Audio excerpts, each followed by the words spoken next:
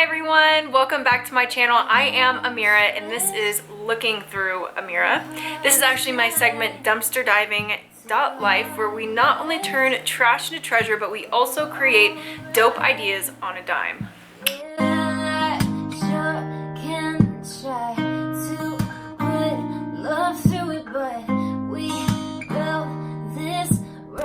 So real quick, we are going to jump into it, I promise, but I just have to show you guys where I'm at.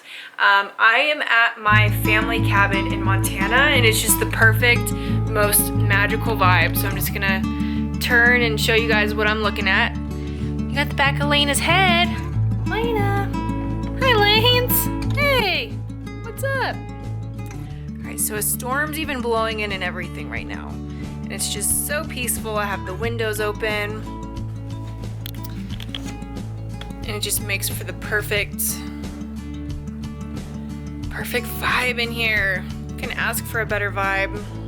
So it's great weather for a little DIY action. I have a candle going and a pour glass of red. I've actually been wanting to do this project for a long time. I've been doing numerous different driftwood projects, and I figured this would be the perfect cabin project. So, and maybe one for my apartment too. We'll see. We'll see how easy it is. I think it's gonna be easy, but we'll see. Without further ado, guys, let's jump into the tutorial. This is how I made my DIY feather macrame wall hanging.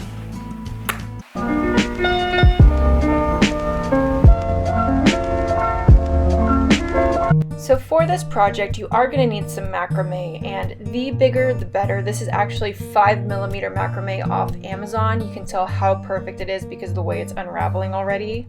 You're going to need a pet brush or a comb so we can brush out the macrame. We are going to need thread, your choice of color, a candle for ambiance, clean driftwood, I got mine right outside at the beach, paper clips, twine, and ceiling hooks just to get it hung up. So to get ready to make one feather, what you're going to need is one piece of macrame that's about 2 to 3 feet long. This is going to be kind of the spine of the feather. And then you're going to need 36 6-inch pieces of macrame to do the rest of the knots.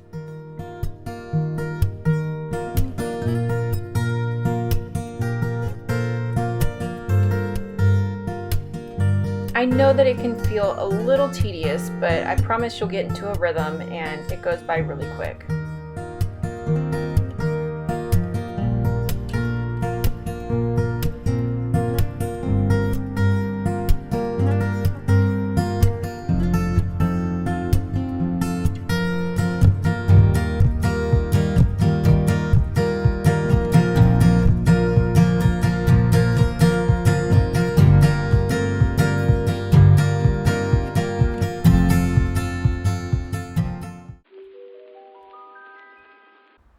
I know that this can be really confusing, but I'm going to do the best I can to explain this. But you're basically going to take that spine piece that you cut, the long one, fold it in half, and then you're going to kind of loop it around the driftwood by pulling the end of it through the loop, if that makes sense.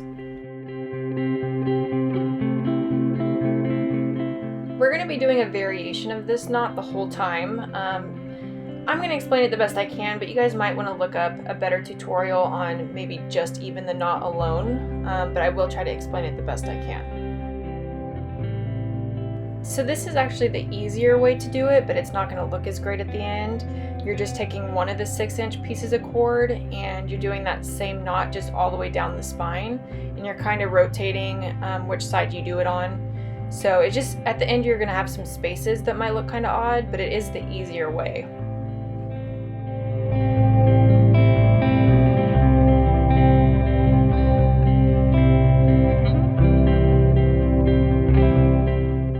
This next knot would trip me up so bad. I even had to like come up with like a little jingle analogy to get me through it. So you have left fish and you have right fish. For this one, right fish is going to go under the spine to attack left fish. Left fish goes through right fish over the spine and eats right fish's tail. You guys are gonna think I'm so dumb, but that's just how I had to get through this. I think the part that would really trip me up is that I'd have to do it from opposite ways each time so that that knot that you see changes sides all the way down the spine. And then we can just pull it tight and scoot it a little further up. All right, so now we have left fish and we have right fish. Last time we came from the right side. So this time, left fish is gonna come under the spine. And then right fish is gonna come back and attack left fish, come up and over the spine and eat left fish's tail.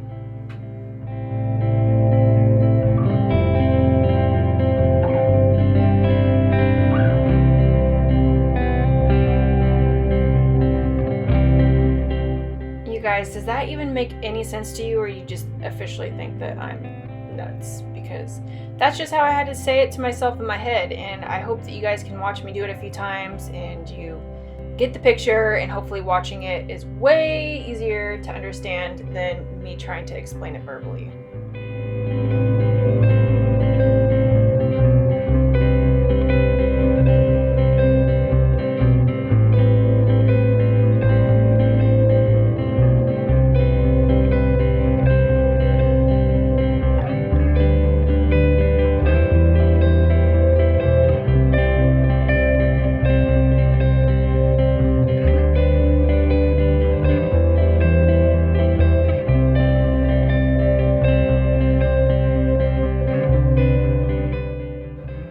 And we're basically just going to repeat those knots all the way down the spine, but we're going to leave about 1.5 to 2 inches of that spine at the very bottom.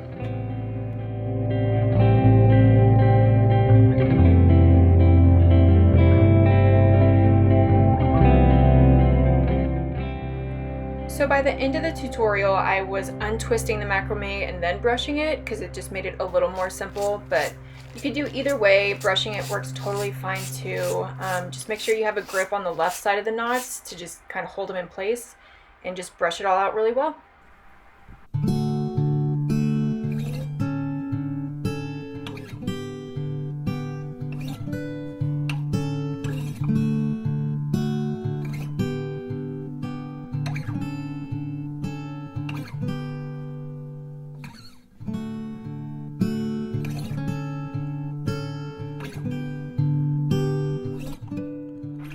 So everything is pretty much the same. You're still going to need your 36 6-inch pieces of macrame and your spine, but the only difference is I'm also going to cut a piece of pink thread the same length as my spine because I'm just going to be adding a little dash of pink into this one.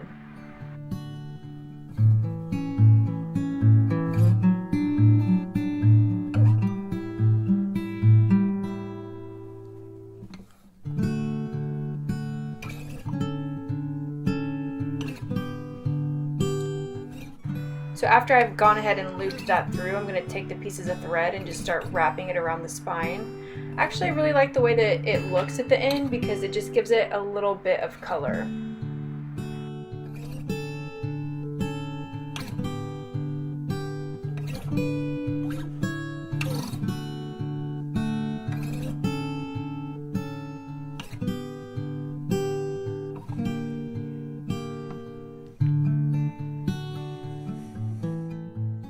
The paper clips just come in handy to keep that knot loose while you're working, and it makes it easier to just flip it up.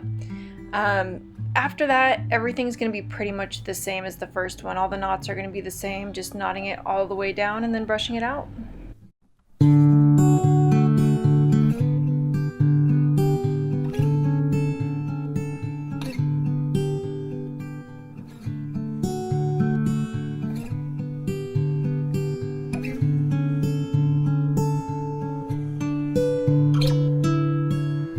Feather number 3 is going to be super similar to feather number 2, but I'm just going to be adding some cool little knots to the spine as well, just to give it a little bit of character.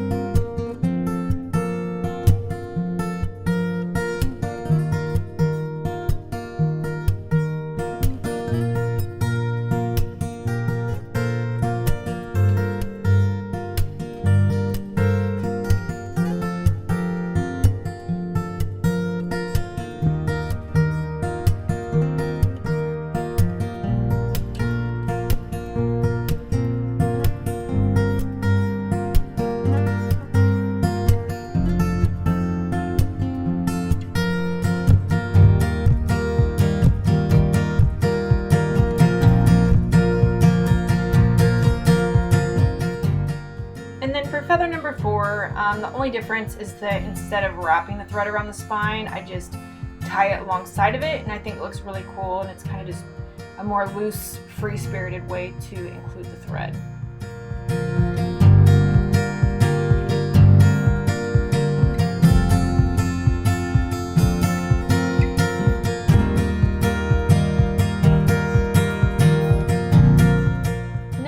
Flip them all back over, remove the paper clips, brush them out, mist them. I also heard that you can get a like fabric strengthener, or like I'm sure like a hairspray to get them to stay a little better. I also made the last minute decision to use ceiling hooks to hang this instead of just wrapping the twine around the driftwood. I thought it'd be a more simple look. I probably should have done this in the beginning, but it's all good, works totally fine.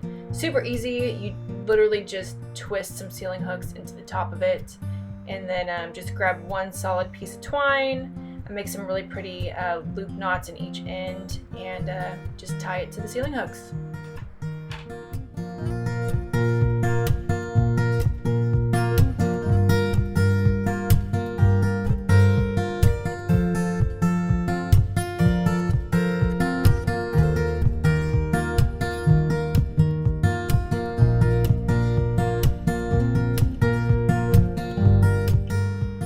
Up being a little bit too long, so I just shortened the twine a little bit and hung it up to see what changes I needed to make, and definitely needed to trim it up because it looked like a matted dog. So I'm just going to brush this out and then trim quite a bit off of it actually.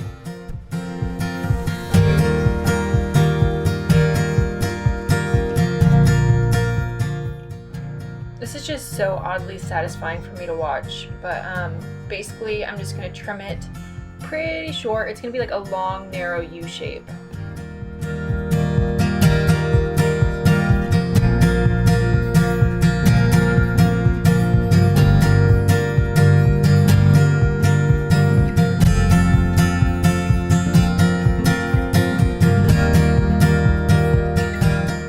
Continue trimming for the rest of them as well, and then I would definitely follow it up with the fabric spray or fabric strengthener, fabric hold, right after I was done cutting it up.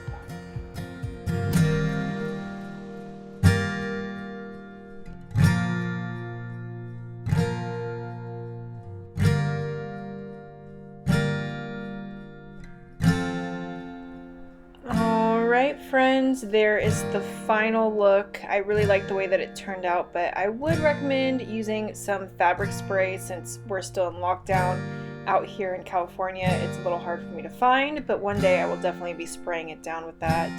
Other than that, I think it looks good. It's a really interesting wall piece, and I like the color, the thread on it. I think it makes it pop a little bit. And I think it ties, you know, I have so many different pieces of driftwood throughout my house, so I think it kind of just ties it all together nicely. Well friends, that is all I have for you today, but like I always say, love hard, be a light, and always have a little faith in your future. I'll be seeing you guys soon. Bye.